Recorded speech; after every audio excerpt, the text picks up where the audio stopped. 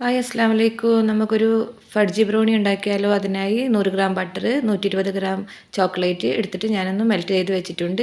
ഇനി ഒരു പാത്രത്തിൽ 2 മുട്ട പൊട്ടിച്ചൊഴിച്ചിട്ടുണ്ട്. ഇതിലേക്ക് 1/4 കപ്പ് പഞ്ചസാര കൂടി ചേർത്തിട്ടുണ്ട്. ഇത് നന്നായിട്ടൊന്ന് മെൽറ്റ് ചെയ്യാം.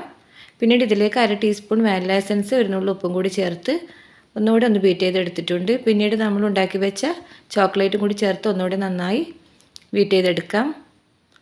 ഇനി നമുക്ക് മൈദയാണ് ചേർക്കേണ്ടത്. അതിലേക്ക് അര കപ്പ് മൈദപ്പൊടി, 1/4 കപ്പ് കൊക്കോ പൗഡറും ചേർത്ത് പതുക്കെ ഒന്ന് ഫോൾഡ് ചെയ്തെടുക്കാം. ഞാനിവിടെ പതുക്കെ ഒന്ന് ഫോൾഡ് ചെയ്തെടുത്തിട്ടുണ്ട്. അധികം സ്പീഡിൽ ഫോൾഡ് ചെയ്തെടുക്കാൻ പാടില്ല. അങ്ങനെ ഞാൻ മൊത്തമായിട്ട് ഫോൾഡ് ചെയ്തെടുത്തിട്ടുണ്ട്. ഇനി നമുക്കിതിലേക്ക് ചോക്ലേറ്റ് കട്ട് ചെയ്ത് വെച്ചതും കൂടി ചേർക്കാം. ഇനി ഇതൊന്ന് ബേക്ക് ചെയ്യാം.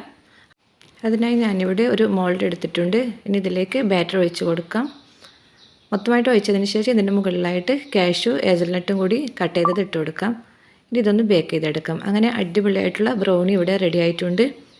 ഈ റെസിപ്പി മുഴുവനായിട്ടും കാണാൻ വേണ്ടി താഴെയുള്ള ഫുൾ വീഡിയോ ഓപ്പൺ ചെയ്യൂ.